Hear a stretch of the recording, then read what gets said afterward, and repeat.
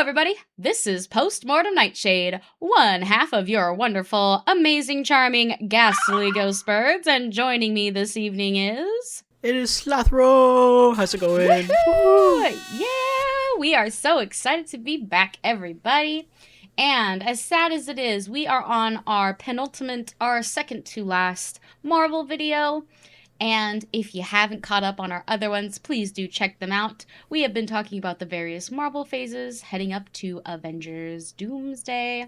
But today we will be talking about Marvel Phase 5 and where we are in Phase 6, which only includes one film, that's Fantastic Four. So we'll be going up until that point, just so you're aware of what we're covering here today. So I think that one of Marvel's biggest struggles as we're headed into Phase 5 is that they started pumping out even more content than we saw in Phase 4 or Phase 3. And a lot of that ended up being straight to streaming TV stuff generally for Disney Plus. And unfortunately, once they started pumping out so much material, the reception just got more and more muted. People were very lukewarm or even negative on a lot of the Marvel properties that they were putting out on Disney Plus. And a lot of people, I have heard it mentioned as it started to feel like homework rather than, entertainment or media, because there was just so much of it. So, just so you guys are aware, as we've mentioned before, we are casual Marvel fans. We'll be getting into the nitty-gritty more of lore and that kind of stuff when we do our DC videos, so get excited for that. But this is coming from two very casual Marvel fans between Slothro and I. So, some of the properties that we will not be including, because we definitely watch Marvel more on a word-of-mouth base or positive reception base, or even just, we have seen most of the movies that came out in theaters. We have seen a few TV shows, but the materials we will not be covering in this video today include Secret Invasion, any of the seasons of What If. We have not seen Loki Season 2. We have seen Season 1, so check that out in our last video. But we also won't be talking about Echo, I Am Groot, or Ironheart. So I'm counting them 1, 2, 3, 4, 5, 6 TV shows that they pumped out through Phase 5 here. So a lot of content. If you are interested in any of that stuff, if you think it's something cool or a property you really want us to check out or talk about, let us know in the comments, because we have just heard a lot of lukewarm reception on all of these shows. So please let us know. Is there any of those TV shows I just mentioned that we should give a watch? But Marvel kind of at this point is trying to win back its fans. It's no longer associated really with quality content, but rather just a content factory that occasionally puts out a hit or two. And I don't think that anything is more representative of that than Ant-Man and the Wasp: Quantumania or The Marvels. Slothro, how do you feel about those two films? Have you seen either of them? No. I know I've heard a lot of the backlash for Quantumania. Coming off of our last video, which if you guys haven't seen it, definitely do. We talk about the second iteration of Ant-Man, and I kind of talk about my qualms with that. I have not seen this movie because of the amount of deepness of the qualms that go into that film in particular. I have heard that the third Ant-Man movie is worse than a nothing burger. It's just not very entertaining to watch. It's visually a mess, story-wise a mess. It's just overall just not a very entertaining watch. It's just a bad movie. And as someone who enjoys watching the occasional bad movie, this was one of those bad movies that I was like, I don't even know if I want to watch this kind of this movie. So, which is kind of sad, especially leading off from the first Ant-Man, which I really enjoyed, and then going into the disappointing second, but hoping the third would be good. And then just hearing that it's even worse than the second, I was just not on it. And that kind of was with me for the Marvels as well. I've only seen, like I said before, I've only seen snippets of the first Captain Marvel movie. And I just wasn't really, I guess the Marvels just wasn't really a movie for me when it came out. So I never had the opportunity to watch it. I just know that a lot of interesting stuff was going on at around that time. And so it made all these properties very interesting to, I guess, a casual audience to try to figure out which ones to watch and which ones not to. So at least for those two, for me, those are ones I was just not very invested in to begin with.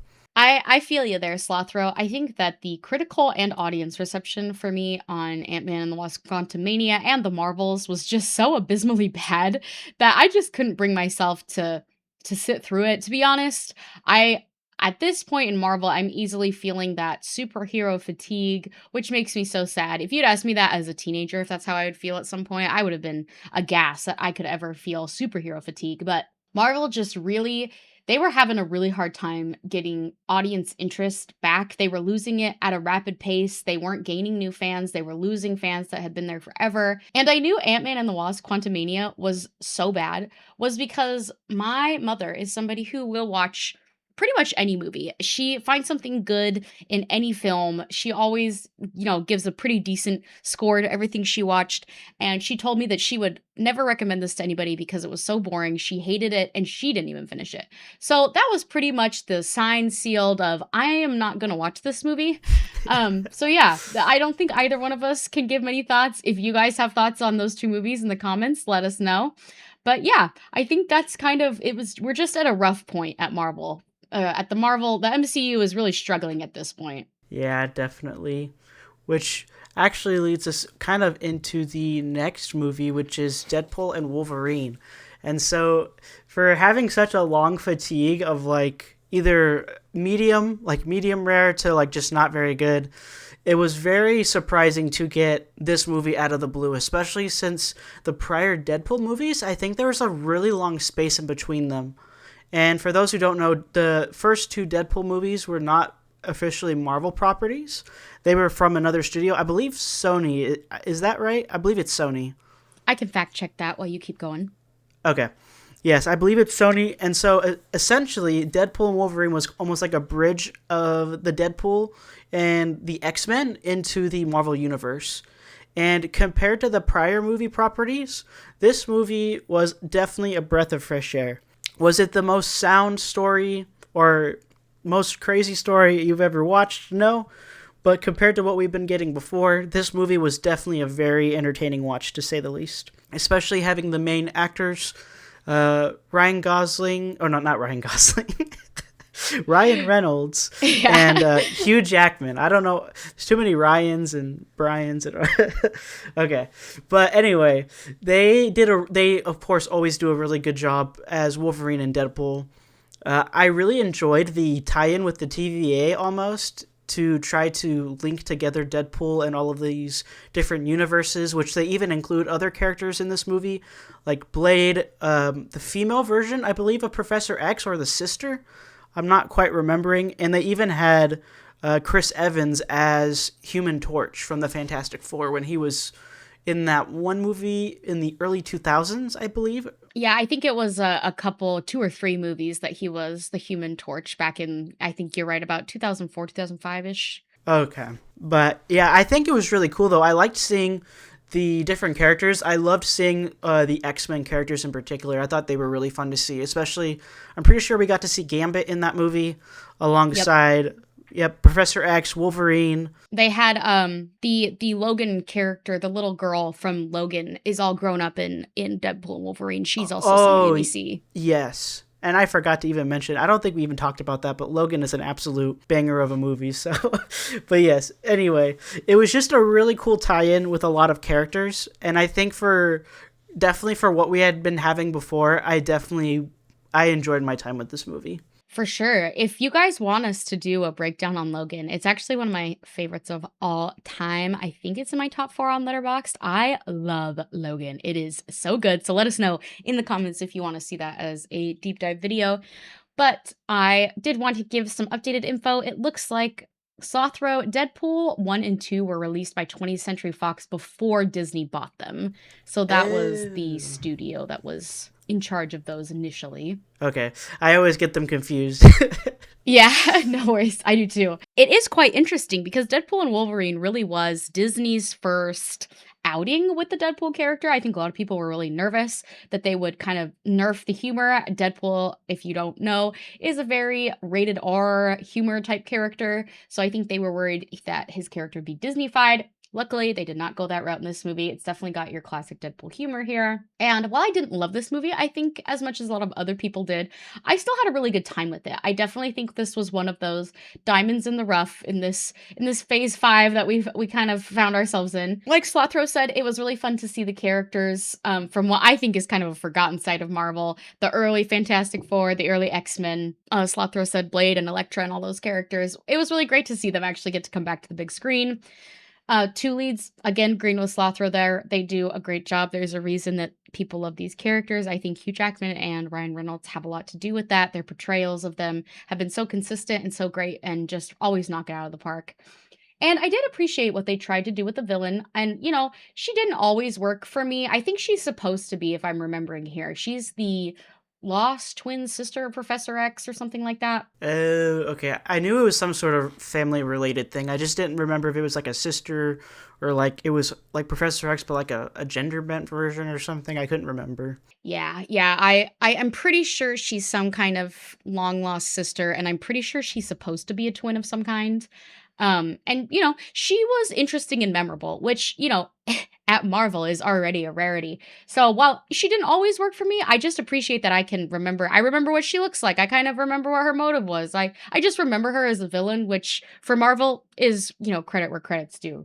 So yeah, definitely one of the better Marvel movies and definitely one of the best of the later phases for sure. Yeah, definitely. Which also leads into another movie that did very well. This movie I can't talk on much since I haven't had the opportunity to watch it, but it is Guardians of the Galaxy 3. I have heard a lot of good things about this film, though, and I've really enjoyed the memes that have come from this movie. So, Speaking of memes, Slothro has a great meme. I'm going to insert that here.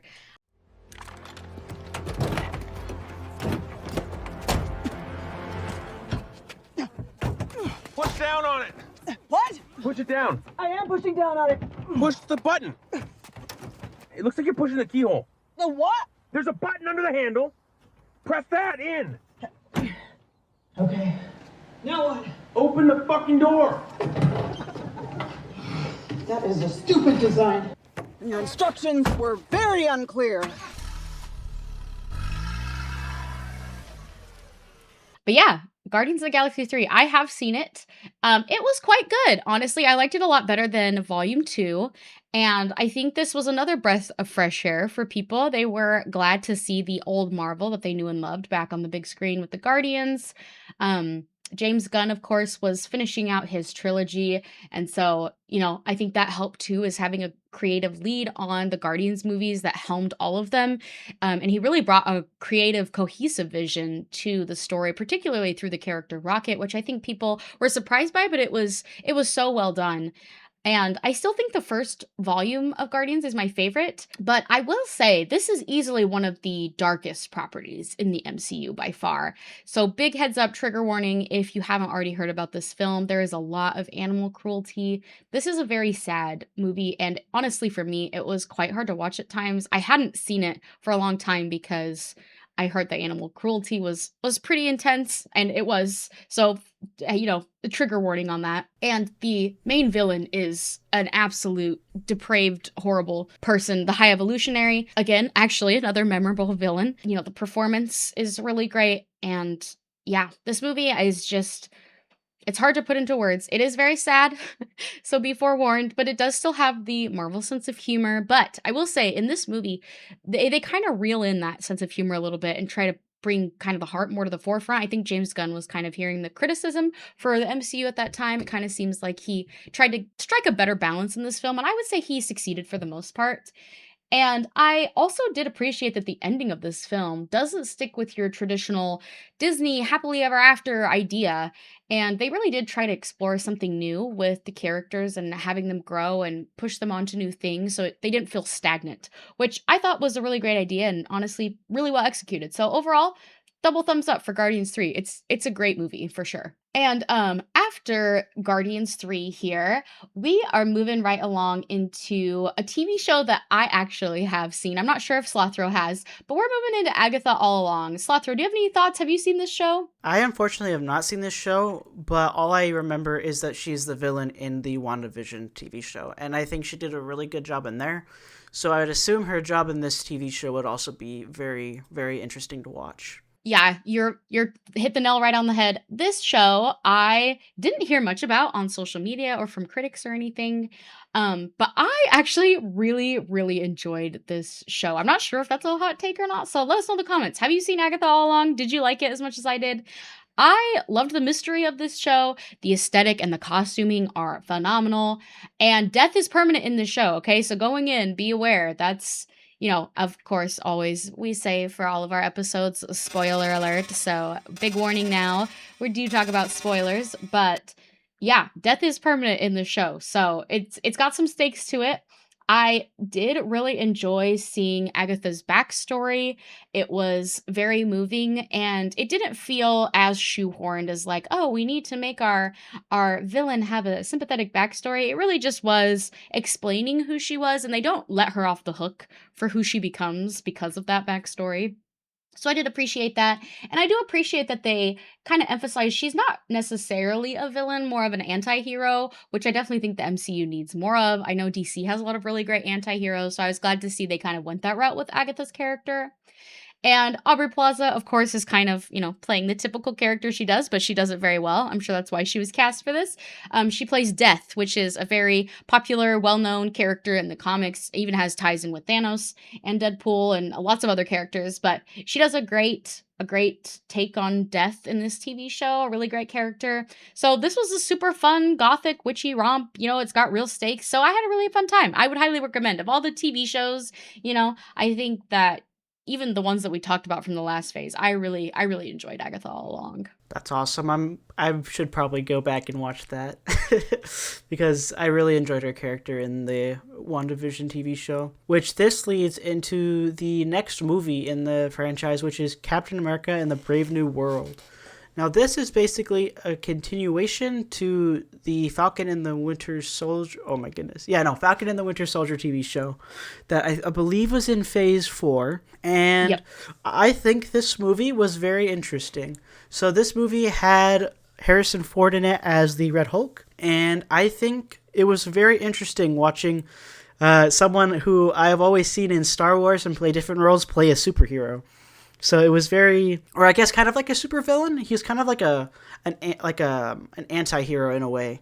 So it's very interesting seeing him try to play a different role other than like the main good guy. So I think he did a pretty good job in this movie. I think some of the visuals in this movie were also really interesting to look at as well. I liked all of the flying and the dogfight scenes that took place. I think they were all very well done. And I think overall this movie was a fun watch.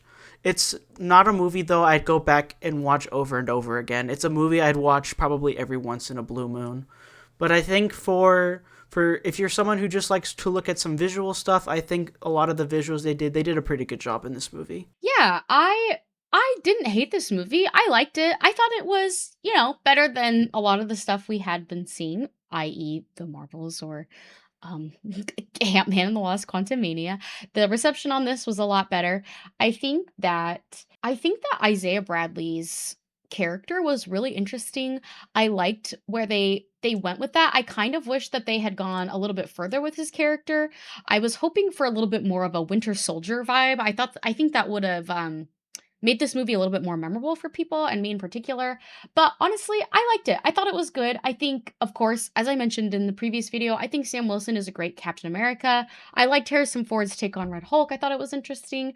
The political intrigue could have been turned up for me quite a bit. I think that would have... I really like the Dune movies, and I like them, and I think they're so memorable because of the political intrigue in them. So I think dialing up that notch, rather than focusing more on like the 2008 Hulk characters, might have made this movie a little bit more interesting. And unfortunately, the story for this was a little weak, and then the plasticky effects on top of a green screen felt particularly egregious in this Captain America film. So I hope they kind of can correct that issue in the future Captain America movies.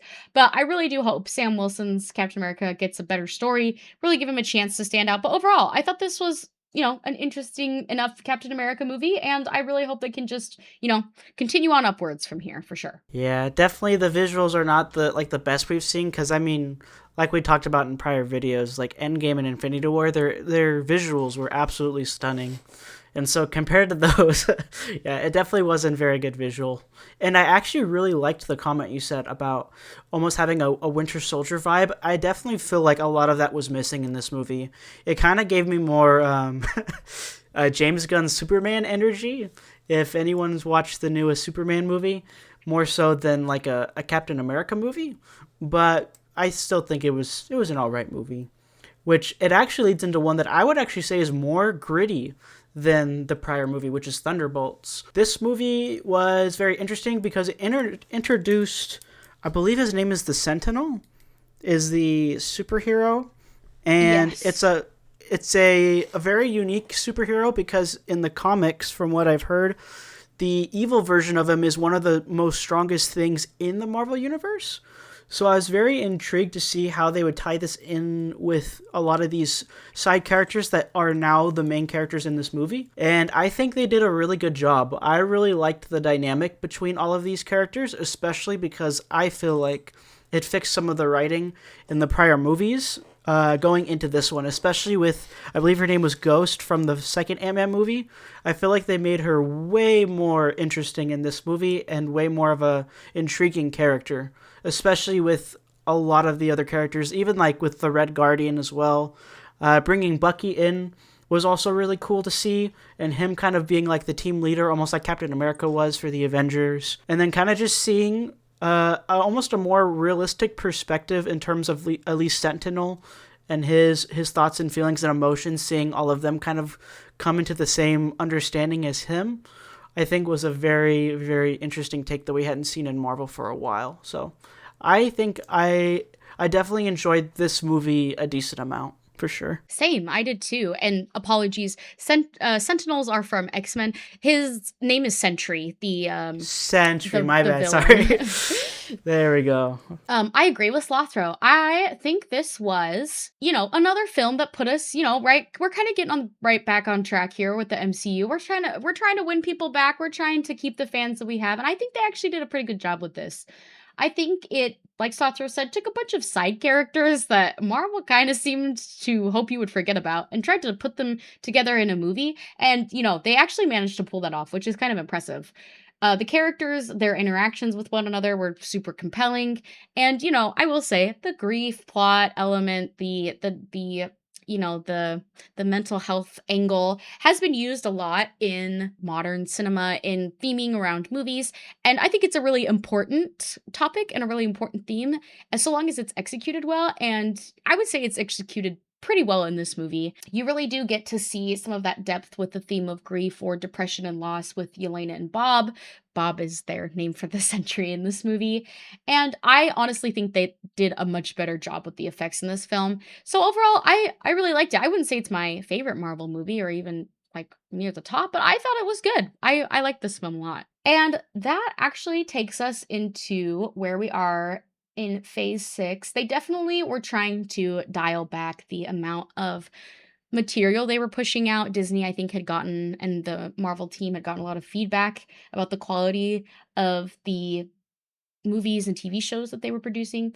So I think they were really starting to dial back towards the end of phase 5, moving into phase 6 to try and just give people good movies again rather than maximizing the quantity of what we were getting.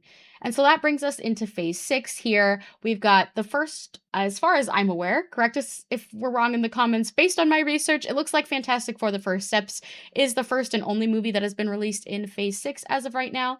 So Slothro, what were your thoughts on this movie? I believe it came out last July, 2025, last year. Yes, and so I didn't even know when the beginning or end of phase 5 was initially. So hearing that this was the beginning of phase 6, I was kind of surprised, especially kind of with how many TV shows were in the prior phase.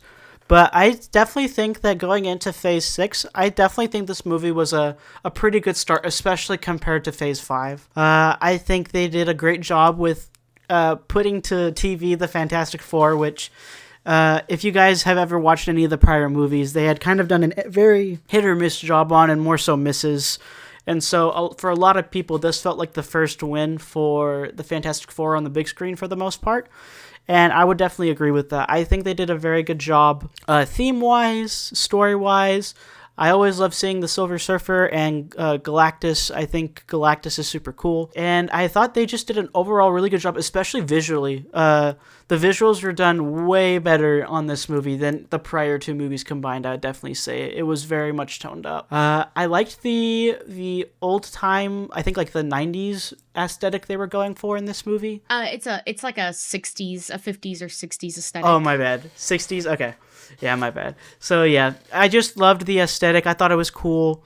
Actually, when watching the trailer, it actually gave me Spider-Man vibes, especially with, like, scenes of, like, Brooklyn and New York. So I think, for the most part, I think they did a very good job with this movie. And it kind of left me interested, especially with the end credit scene, which, like we said, spoilers, you get to see Doctor Doom, and you see Invisible Woman and Mr. Fantastic's kid, and their involvement, which could be in Doomsday, the next big Avengers movie. So this movie was definitely a very big, I would say a pretty good opening to the new phase. Awesome. Yeah, I'm glad to hear that you liked this, Slothro. Because if any of you in the audience have seen the top 10 of last year, I did a video ranking all the movies that I saw in 2025. And in my top 10, Fantastic Four, The First Steps definitely made it onto that list. I'm still not sure if that's a hot take or not, but I loved this film. I thought it was so good. I felt like it was as close to a live action depiction of The Incredibles as we're probably going to get.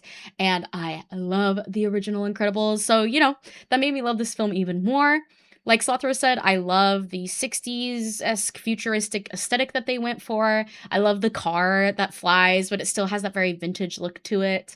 The character interactions are great, and the comedy and ability to create such a warm and kind of close-knit family feeling, they just felt like such a wholesome family unit, and I think that's really credit to not just the writing, but also the performances. I thought they did a really great job. Like Slothro said, great introduction of Galactus, and I really enjoyed Julia Garner's Silver Surfer. She not only looked great, the effects on her were incredible, the makeup was incredible, but she's always, the Silver Surfer is always a compelling villain, and, she definitely knocked that element out of the park in this film. Like Slothro also mentioned, the effects are getting back on track here. And so, the themes were great. The performances were great. I just had a super fun time at the movies. It made me remember why I enjoyed watching superhero movies to begin with. And so I was excited about that. So I hope that they can take what they learned from Fantastic Four, the really good elements of that, amp it up. And I can't wait to see how they use the Fantastic Four, like Slothro said, in Doomsday and in future Marvel movies to come. But that is wrapping up our thoughts on the Marvel Universe, or the MCU specifically, where we're at now. So we will probably come back and do an update video, probably after Phase 6 or maybe even Phase 7 are finished.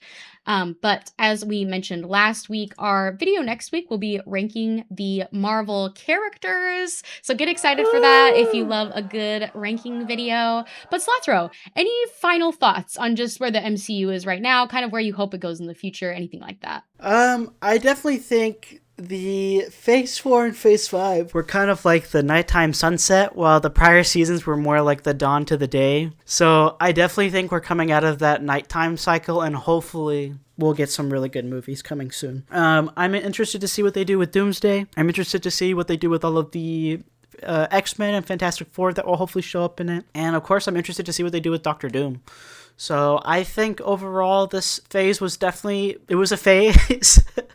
Phase 5 definitely, and I'm looking forward to Phase 6, especially with the first introduction of the Fantastic Four movie. So I would say overall pretty good. I think my favorites from Phase 5 and Phase 6 so far, at least for Phase 6, I'd honestly probably say Thunderbolts and Fantastic Four for me.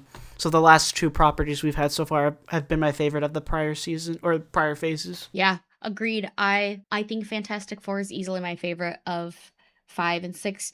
I also agree. I think that Fantastic Four being the opener for Phase 6 definitely gives me a lot more hope for this phase than I had for Phase 5.